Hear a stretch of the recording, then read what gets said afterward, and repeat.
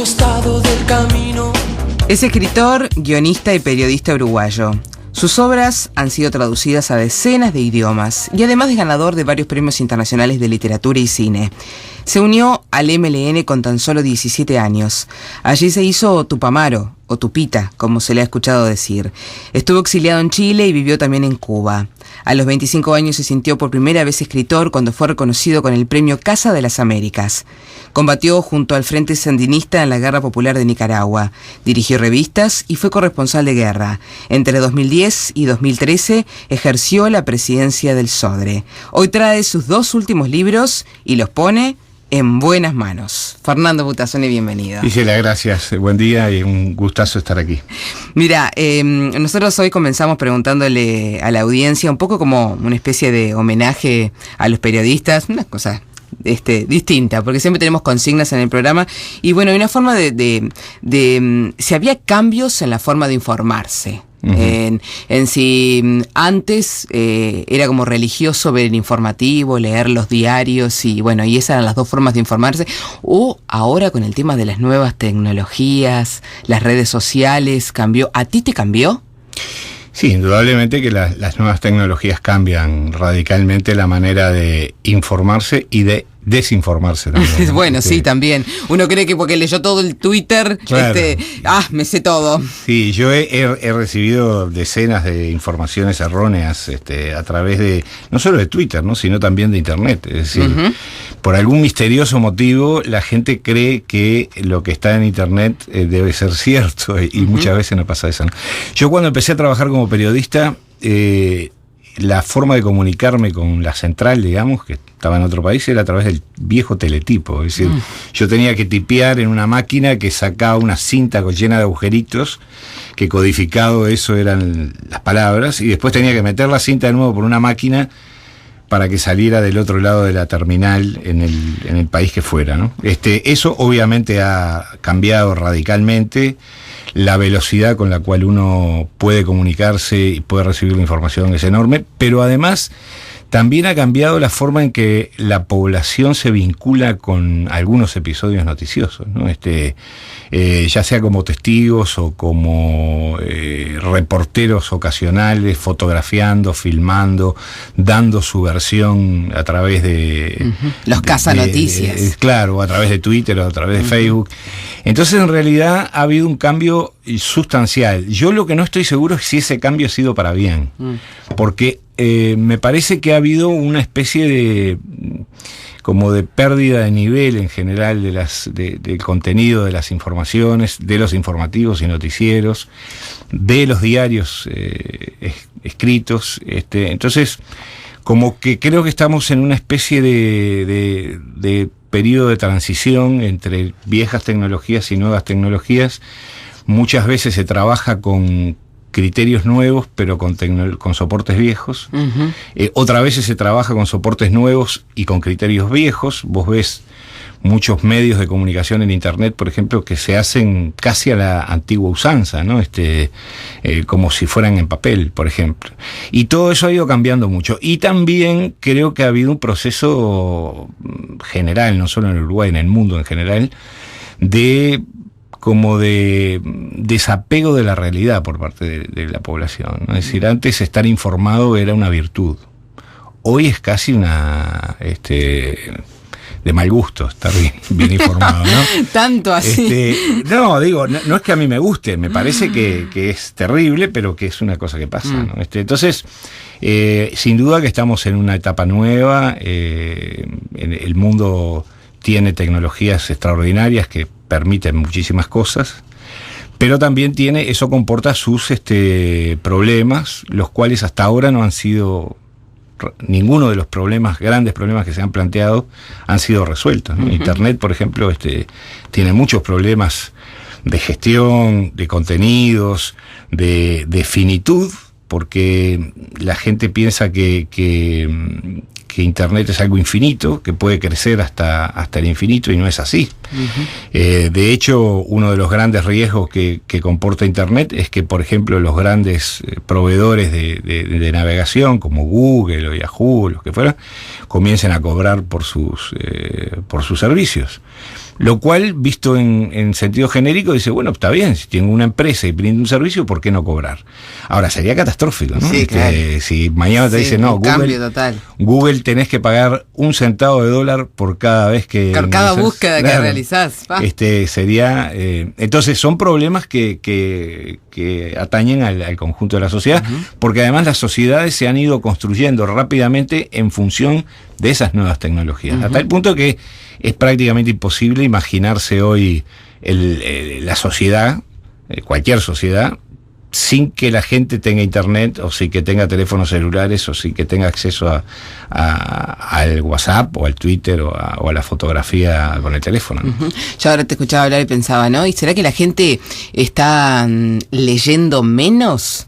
Digo, porque justo hoy venís con 2 libros, y no sería bueno para tu actividad actual. Y yo creo que, a ver, lo que sí sé es que se venden cada vez menos libros en el mundo, ¿no? Curiosamente se publican cada vez más títulos. Son cifras astronómicas que uno no puede imaginar. En España, por ejemplo, se publican 300 títulos nuevos por día. Es decir, que sería absolutamente imposible para una persona tener una mínima aproximación al total de lo que se publica en un año, ¿no? Total. Y yo creo que se lee mucho, pero se lee mucho de manera, digamos, nueva, alternativa, ¿no? Se lee mucho en internet, por ejemplo. Sí. Con el famoso ebook también. Pero el ebook en el fondo es un libro con un formato nuevo. Digital, Es decir, en realidad, después que te acostumbras, el ebook es como un libro, pasás las hojas, volvés para atrás. El problema es que libros de papel se venden cada vez menos. No sé si es un problema, digo, la situación es que libros de papel se venden cada vez menos, y hay una gran presencia de grandes empresas multinacionales que, ya sea porque editan ellos o porque se dedican al negocio de la distribución de libros, distorsionan fuertemente los mercados, ¿no? Eso pasa en todo el mundo, pasa también en Uruguay. Entonces uno se encuentra en las librerías decenas de títulos que en realidad son el resto, lo que sobró, lo que antes de hacerlo pulpa, lo mandan para acá de libros publicados por ejemplo en España hace un par de años, ¿no? Uno se encuentra ediciones de tapa dura de la Odisea o de Madame Bovary o de lo que quiera, reliquia, a precios de liquidación, módicos, ¿no? Sí, claro. total. Entonces para una editorial uruguaya, por ejemplo, es muy difícil competir en ese mercado, porque además las librerías tienen un espacio acotado para tener libros y para exhibir libros. Es muy complejo. Pero sin embargo, El Tigre y la Nieve ha tenido un montón de ediciones, como 10. Sí, no, más. Va por la 13 o la 14, ¿no? 13 o 14, y ahora, justo que se cumplen 30 años de la primera edición, se sacan una nueva más. Sí, una edición, digamos, conmemorativa o algo así, ¿no? El Tigre y la Nieve fue la primera novela que yo publiqué en Uruguay cuando volví del exilio. Se publicó en el año 86 y tuvo una respuesta del público muy buena, no así de la crítica, que la obvió o la criticó muy fuertemente. Creo que había problemas políticos también que hacían que eso fuera así, pero sí, se ha vendido muy bien. Es decir, yo todo lo que digo de las problemáticas del libro, en realidad no me duelen prendas, porque yo, gracias a Dios, yo vendo muy bien los libros, pero no puedo dejar de ver una situación que afecta a muchos de mis colegas. ¿Y por qué se da la idea de hacer esta nueva edición? Estoy pensando en las noticias que hubo de Argentina con el tema de la perla, si ya habían sucedido y se lleva con relación a eso, ¿o fue casual? Fue casual. En realidad la editorial me propuso realizar esta edición conmemorativa, que tiene además un estudio previo de un profesor de la Universidad de Angers, de Francia, porque hacía 30 años que se había publicado el libro. Sí. Y pasó una cosa curiosa, que el mismo día que la edición salía de la imprenta, ese mismo día, en Córdoba, un juez federal argentino dictaba cadena perpetua. ¿Ese mismo día? El mismo día. Imponente. Después de un juicio que se demoró varios años en sustanciarse, y que se había demorado muchos años en iniciarse, ¿no? Es decir, las sentencias contra los militares de la perla, incluido Ernesto Barreiro, que es el protagonista de la novela, se da 30 años después de digamos, de recuperada o de establecida la normalidad jurídica en la Argentina, ¿no? Y se da el mismo día, es muy curioso eso. Sí. A mí me alegró, primero porque fue un acto de justicia de una situación muy infame, era una especie de campo de concentración nazi que tenía el ejército argentino en Córdoba, en La Perla. Y después me alegró porque esta novela durante mucho tiempo fue como juzgada como que los datos no eran correctos o los personajes no eran verdaderos, ¿no? Entonces, que Ernesto Barreiro haya sido condenado, de alguna manera ratificaba el contenido de la novela. Fue una especie de victoria personal chiquitita, ¿no? Pero bueno, cosas chicas para el mundo, pero grandes para mí, como dice el verso, ¿no? Está bien. Bueno, tenemos que hacer una pequeñísima pausa. Después vamos a hablar de tu otro libro también, La vida y los papeles, que si no me equivoco, sos tú el que anda por ahí por la tapa. Ya venimos. Bueno, estamos con Fernando Butazzoni, escritor, periodista uruguayo, que hoy nos trae 2 libros, una reedición del Tigre y la Nieve y también La vida y los papeles. Ambos libros los estamos sorteando, así que alguien de la audiencia se va a llevar estos libros para leer en la casa. Había alguien ya que decía El Tigre y la Nieve y decía así como muy, muy emocionado, se ve que se quería llevar ese libro. Pero ahora vamos a hablar de La vida y los papeles. A mí me sorprendió cuando vi esta portada del libro, que yo decía, es Fernando, ¿no? Es Fernando. Y espera, ¿y dónde está? Para mí es la Antártida, dije yo. Sí. ¿Cómo fue que llegó esta fotografía que parece muy espontánea a ser la tapa del libro? Bueno, en realidad es una foto totalmente espontánea, ¿no? Yo tuve la gran oportunidad de ir a la Antártida en una expedición a principios del 2015. En febrero del 2015. Y fui con un querido amigo, un coronel de la Fuerza Aérea, y allí una de las primeras actividades que hicimos, había un viento terrible, un frío espantoso, nos llevaron a conocer una iglesia ortodoxa que tienen los rusos, que es esa iglesia que se ve arriba de la montañita esa, ¿no? Sí. Porque era domingo, había una misa, y nos dijeron, bueno, los que quieran ir, y a mí me interesaba mucho conocer la iglesia. Y allí me sacó, el coronel Gancedo me sacó esa foto, y después cuando volví, yo estuve durante meses trabajando en el libro. Una de las crónicas del libro tiene que ver con el viaje a la Antártida. Sí, ya vi cómo relatás tu viaje con el Hércules. A mí nunca me ha tocado subir. Bueno, es una experiencia extraña, ¿no? Y pensé que la foto era bastante ilustrativa, no solo de esa crónica, sino en general de lo que se cuenta en el libro y de la forma de encarar la vida que he tenido yo. Y como es un libro muy íntimo, con muchas historias muy personales que nadie la conocía. ¿Y cómo es eso, no? Porque hay mucho de verdad, pero hay algo de ficción también. Bueno, sí, lo que pasa es que la ficción está en todo, ¿no? Yo estoy convencido de que hasta los fallos de la Suprema Corte tienen algo de ficción, ¿no? ¿Por qué? No porque relaten falsedades, sino porque se elabora en función de las palabras de determinada manera y no de otra, ¿no? Y eso, en cierta medida, es ficcionar una historia, ¿no?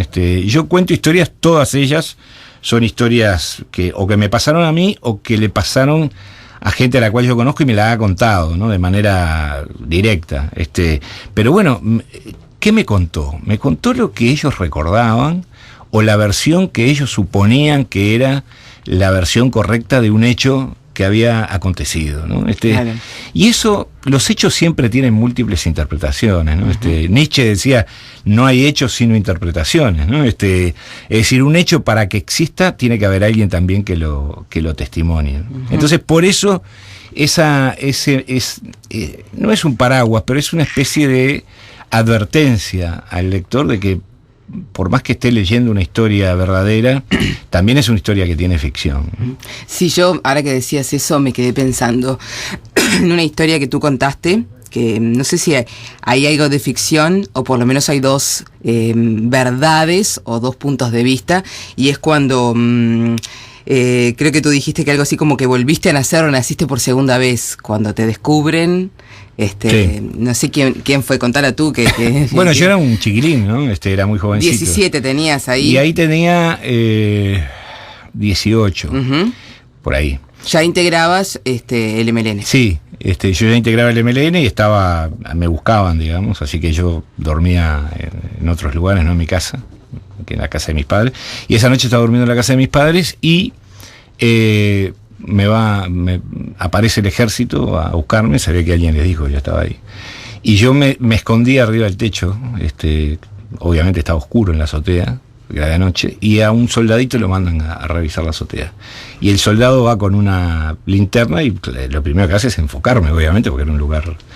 y yo tenía un revólver y él tenía un fusil. Y él me enfocó con la linterna durante unos segundos, yo lo apunté con el revólver, él me apuntó con el fusil y después apagó la linterna y se fue. Esa es la versión que yo tengo. Ahí está. Pero después, muchos años después que yo me fui al exilio, volví del exilio, pasaron varios años, un amigo me contó que había estado preso, que tenía un vecino que había sido soldado y que ese vecino le había dicho: yo le salvé la vida a varios tupamaros, fulano, sultano, mengano y perengano, y entre ellos estaba yo. Y yo con le dije, certeza que eras tú. Absolutamente, porque él hablaba, digamos, en una forma muy peculiar, daba los dos nombres y los dos apellidos, así que era imposible que no fuera yo. Y yo le dije a mi amigo, sí, digo, efectivamente, él me ayudó. Ahora, quiero saber por qué. Le di vueltas durante mucho tiempo porque me daba miedo no de que me pasara algo, sino miedo espiritual, ¿no? Pero al final fui a verlo a este hombre, que ya estaba retirado, vivía muy humildemente, hacía changas, y él me contó una versión que era muy parecida pero era distinta. Para empezar, él me dijo que llovía esa noche, yo estaba seguro que no llovía esa noche.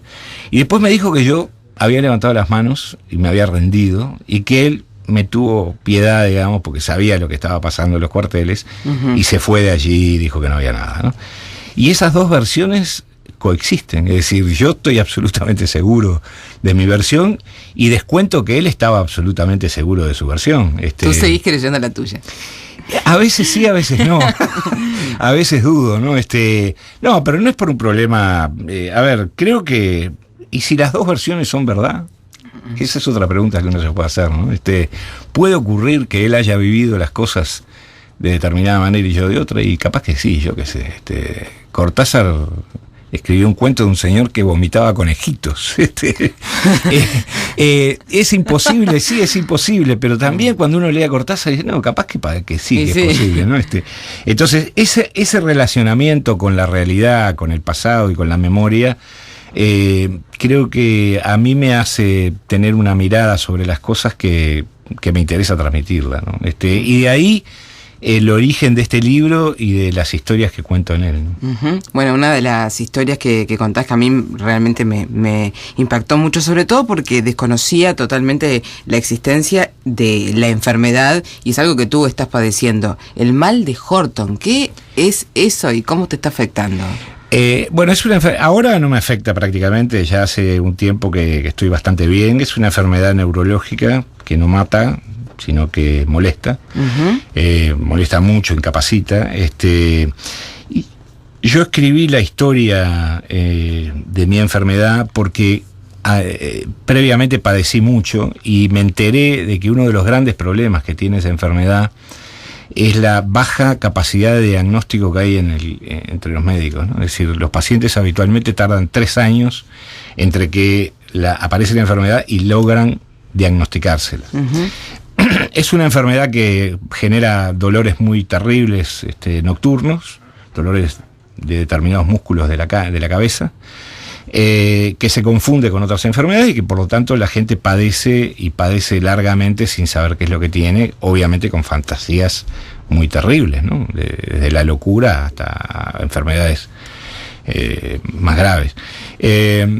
Yo tuve suerte, a mí me diagnosticaron como al año y medio, y pensé que podía ser una ayuda de escribir la enfermedad, hacer una especie de retrato hablado, para que la gente supiera de qué se trata, porque muchas veces uno o la padece y no sabe, o escucha que alguien tiene un problema de ese tipo y no sabe lo que tiene, y los médicos no saben lo que tiene, ¿no? Entonces la enfermedad esa a mí me ayudó, me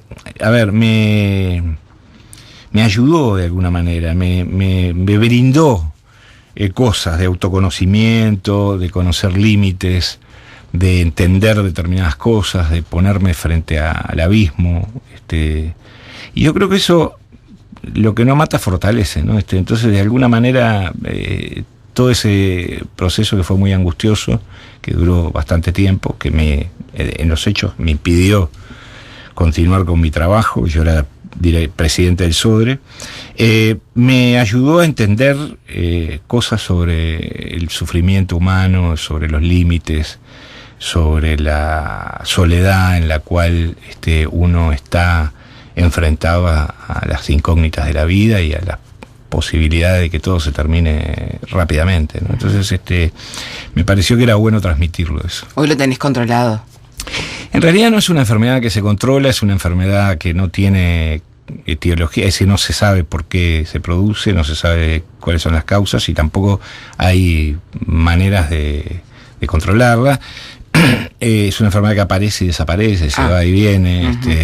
O sea, puede volver. Sí, seguramente, o probablemente. Pero lo más angustioso de todo es el periodo en el cual el paciente no sabe que tiene esa enfermedad. Porque los dolores son muy fuertes, terriblemente fuertes, son tal vez los dolores más fuertes que puedan soportarse, y uno no sabe por qué los tiene, y así como vienen se van, ¿no? Entonces, saber que se tiene enfermedad ayuda enormemente, claro. y uno se predispone de otra manera a enfrentarla, ¿no? Enfrentar ese diablo que se mete por la noche en la cama, ¿no? Qué horror. Mencionaste el SODRE, que tuviste que dejarlo por la enfermedad.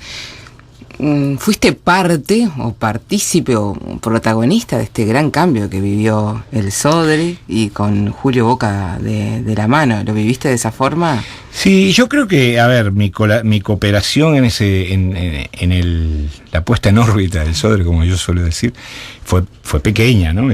Creo que el gran mérito del SODRE pertenece al público, es decir, el gran desafío que teníamos cuando yo asumí la presidencia del SODRE era llenar esa sala de 2.000 butacas con gente, con pueblo, con público, y se logró. Y hoy el auditorio del SODRE tiene no solamente el escenario con espectáculos de primer nivel y con público que de todo el país viene a los espectáculos del SODRE, sino que tiene canteras que antes no tenía, cantera de bailarines en la escuela de danza, cantera de cantantes en la escuela de arte lírico, tiene una escuela de arte folclórico, de danzas, es decir, tiene una serie de instrumentos que le permitirán, si Dios quiere y si el presupuesto lo asiste, le permitirán continuar con una tarea cultural que yo creo que es de primerísima importancia. Pero gran parte de ese cambio lo tuvo Boca.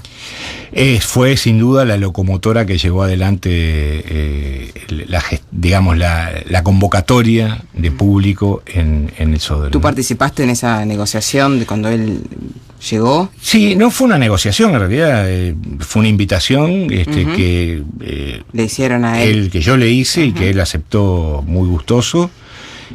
Lo hablé después de eso con el ministro de Cultura, y él lo habló con el presidente de la República y nos pusimos de acuerdo, así que Julio se incorporó.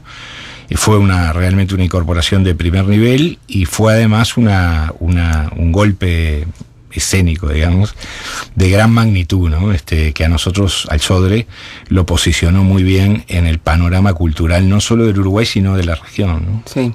Leía por ahí que igual en esa etapa donde fuiste presidente en el SODRE, no podías escribir mucho, porque claro, la actividad pública te mantenía muy atento. Sí, yo tenía una novela que se publicó en el 2014, se llamaba Las cenizas del cóndor, que la tenía bastante desarrollada, es decir, cuando empecé en el SODRE obviamente tuve que dejar todo y dedicarme a eso porque es un trabajo de 7 días a la semana, claro. ¿No? Pero de todas maneras lo hice con mucha satisfacción, porque creo que las maneras de contribuir a la cultura y al... Hay un problema que mucha gente no entiende, que es que cuando el cuerpo no recibe alimentos, el cuerpo se expresa. Se siente mal, se adelgaza, se pierden facultades, el cuerpo anuncia que está enfermo pero con el alma no pasa eso. Cuando uno tiene el alma sin alimento, el alma se le muere y uno no se da cuenta. Entonces yo creo que es muy importante que la gente, que la población de un determinado lugar tenga opciones para alimentar su alma. Porque si no, pasa que al cabo de los años esa gente se queda con el alma muerta. Nadie se entera, ni ellos mismos, y el país pierde capacidad de creación, de tolerancia, de convivencia, de paz, de vínculos. La cultura es relación, es decir, no se puede construir una cultura sin relación entre las personas, relación de las personas con su lenguaje, con su historia, con sus gustos. Entonces, esa relación hay que incentivarla. Y yo creo que el Estado tiene una obligación, sin duda. Y el Sodre era una herramienta fundamental para inyectar ese alimento al alma, ¿no? Por eso todos los cuerpos del Sodre, desde que yo asumí, comenzaron a hacer giras por todo el país, fueron a pequeños pueblos que nunca antes había ido ningún espectáculo, la orquesta fue a distintos lugares, el conjunto de cámara fue al interior, es decir, tratamos de contribuir. No, y el nivel que tiene es espectacular. La gente va y quiere más. Hay gente que va a ver una y otra vez. Se saca la entrada para ir a ver la misma obra. Sí. Como además el elenco principal cambia. Claro. A veces podés tener a Mariano y el Richetto como primera bailarina y a veces a otra bailarina. Y entonces vas y una vez y la ves otra vez. Y ha habido una muy buena cosecha de grandes bailarines y bailarinas, ¿no? Excelentes. Total. La verdad que es sin duda un gran cambio para nuestro país. Se agotan las entradas. Hoy ya no sé si hay para la próxima que se entrega estos días. Así que bueno, estaríamos hablando contigo largo y tendido, Fernando. Te agradecemos mucho. Le decimos a la audiencia que puede seguir participando para llevarse estos libros para leer en su casa. Los voy a dejar firmados para que se los lleven con el buenísima idea. Muchas gracias, Fernando. Gracias a ti, un gustazo.